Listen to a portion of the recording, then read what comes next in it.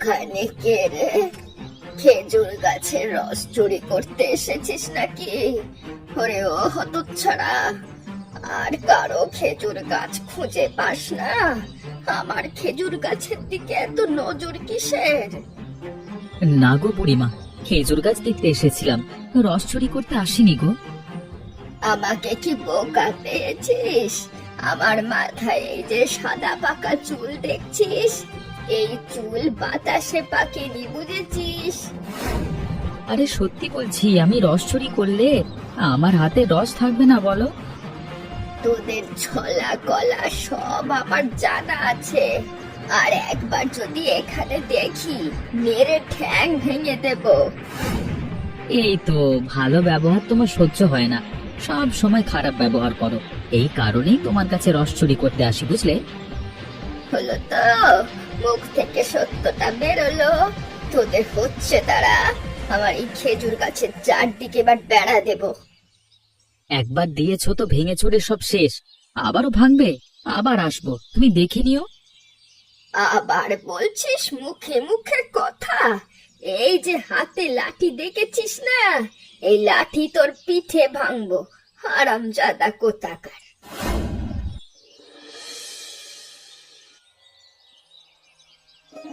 আরে এই বুড়ো, ওদিকে খেজুর বাগানের সমস্ত রস চুরি হচ্ছে, সেদিকে কোনো খেয়াল আছে তোমার? কি হলো কি? এত সকাল সকাল চেঁচামেচি করছো কেন তুমি? করবো না চেঁচামেচি? ওদিকে রস চুরি হচ্ছে, তোমাকে কত করে বলেছি বেড়াগুলো একটু ঠিক করে দাও। আরে আমাদের এত বড় খেজুর বাগান, একটু আধটু রস গ্রামের ছেলে মেয়েরা খেলে কি এমন হবে? চুপ করো তো তুমি, আমাদের তো অন্য কিছু দিয়ে সংসার চালানোর সুযোগ নেই, এই দিয়েই তো সংসারটা চলে, সেটুকুও তো খোয়াতে বসেছো তুমি। আরে বাবা, কি যন্ত্রণা! ঠিক আছে ঠিক আছে, বলো তুমি কি চাও। কি আর চাইবো, তুমি ওই খেজুর বাগানের সমস্ত বেড়া ঠিক করে দেবে, এই আমার কথা। ঠিক আছে, আমি ঠিক করে দেব, চিন্তা করো না, কালকেই ঠিক করব। আজকেই ঠিক করবে? আমি কোনো কিছু শুনতে চাই না, ওই গ্রামের ছোকরাগুলো আমাকে অনেক কথা শুনিয়েছে। বেড়া দিতে অনেক কিছুর প্রয়োজন, সেগুলো আগে জোগাড় করতে হবে, তবেই বেড়া দিতে হবে, বললেই সবকিছু হয়ে যায় না। এখন আমাকে কথা শোনাচ্ছ তুমি? এখন তো কথা শোনাবেই, সেই কবে থেকে তোমাকে বেড়া দেওয়ার কথা বলেছি। বললাম তো তোমাকে, আমি খেজুর বাগানের বেড়া দিয়ে দেব, কালকে দেব, এখন একটু দয়া করে চুপ করো। ঠিক আছে ঠিক আছে, এবারের মতো তোমায় ছেড়ে দিচ্ছি, আগামীকাল পর্যন্ত আমি অপেক্ষা করব, কিন্তু আর নয়। আচ্ছা আচ্ছা, এখন তুমি যাও।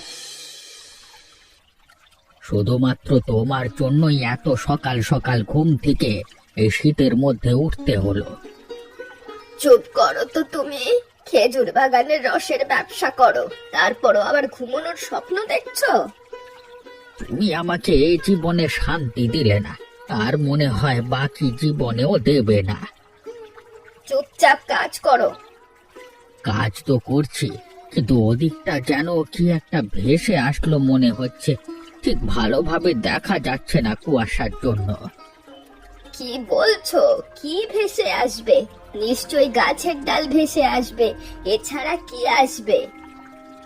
আরে না গো, তুমি ভালোভাবে দেখতে পাচ্ছ না, আমি যাও ঝাপসা দেখতে পাচ্ছি, কিছু একটা আটকে আছে নদীর পাড়ে।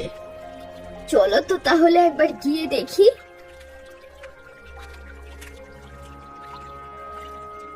আরে এই তো দেখছি একটা লোক অজ্ঞান হয়ে পড়ে আছে। এই যে মশাই, শুনছেন? শুনছেন? উঠুন। আরে উঠবে না, এ তো অজ্ঞান হয়ে পড়ে আছে, বাড়িতে নিয়ে যেতে হবে। বাড়িতে নিয়ে যাব? কিন্তু আমরা দুজনে বাড়িতে কিভাবে নেব? কষ্ট হলেও নিয়ে যেতে হবে, এভাবে শীতের মধ্যে একটা লোককে এই পানির ভেতরে ছেড়ে যেতে তো আমরা পারি না, তাই না? তাহলে চলো লোকটাকে বাড়িতে নিয়ে যাই। আহারে, না জানি কোনো বিপদে পড়েছে। তুমি পারবে তো, নাকি আমি গ্রামের লোকেদের ডাকবো? গ্রামের লোকদের ডাকতে হবে না, বিভিন্ন প্রশ্নের সম্মুখীন হতে হবে। তুমি একটা কাজ করো, তুমি আর আমি ধরেই চলো বাড়িতে নিয়ে যাই।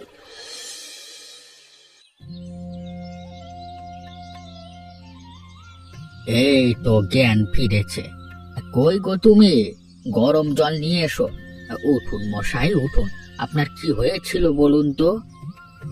আমি আমি কোথায় কোথায় এসেছি আমি? আপনি ভয় পাবেন না, আপনি আমার বাড়িতে নিরাপদেই আছেন। আপনাকে আমরা নদীর পাড়ে অসুস্থ অবস্থায় পেয়েছি। সবকিছুই আমার কপাল, আমার কপালের কারণে আজকে আমার এই মরণ দশা।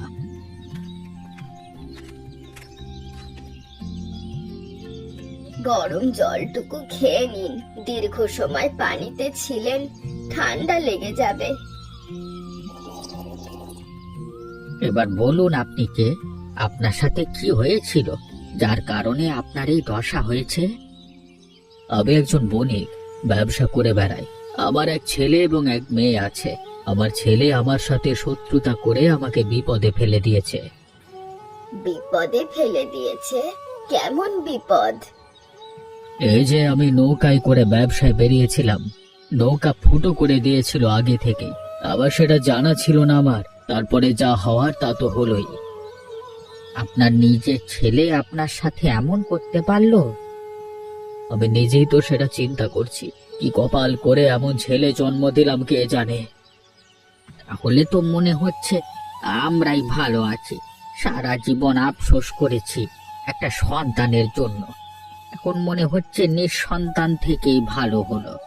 এখনকার দিনে সন্তানেরা বাবা মায়ের খোঁজ খবর পর্যন্ত নেয় না।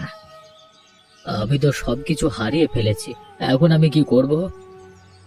সবই তো বুঝলাম, কিন্তু আপনার ছেলে আপনার সাথে কিসের কারণে এমন করলো সেটা খুলে বলুন। বলছি, তাহলে শুনুন আপনারা।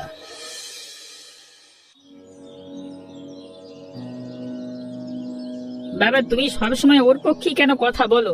আমার পক্ষে তো কখনোই তুমি কথা বলো না। আমি তোর পক্ষে কিসের কথা বলবো? এখানে তোর দোষ, তাই আমি তোকে শাসন করেছি। এখানে মোটেও আমার দোষ নয়, তুমি আমার ব্যাপারটা একটু বোঝবার চেষ্টা করো না।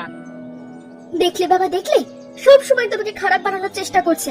তুমি নাকি ওর কোনো কথাই শোনো না, ছোট থেকে বড় করে এখন তোমাকে এইসব কথা শোনাচ্ছে। সেটাই তো আমার দুর্ভাগ্য যে এমন ছেলে আমি জন্ম দিয়েছিলাম। এমন ছেলে হবে জানলে জন্মের পর আমি গলা টিপে মেরে ফেলতাম। তুমি এমন কথা বলতে পারলে বাবা? তোমার যাচাই বাছাই করা উচিত ছিল, তুমি সেটা না করেই বিরুদ্ধে কথা বলছো আমার। আমি ভালোভাবেই জানি গয়নাগুলো কে চুরি করেছে। তুই চুরি করেছিস, সারাদিন এ পাড়া ও পাড়া ঘুরে বেড়াস, এই কারণেই তো তোর টাকার প্রয়োজন হয়।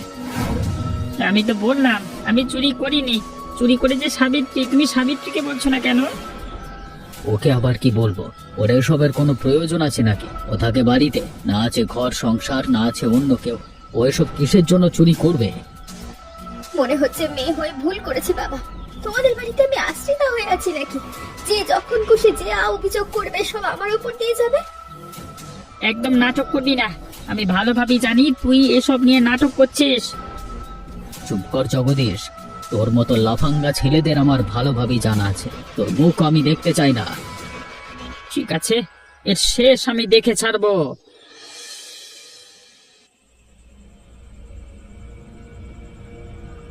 সবকিছুই তো শুনলাম, এখন আপনার কি মনে হচ্ছে গয়নাগুলো কে চুরি করেছে?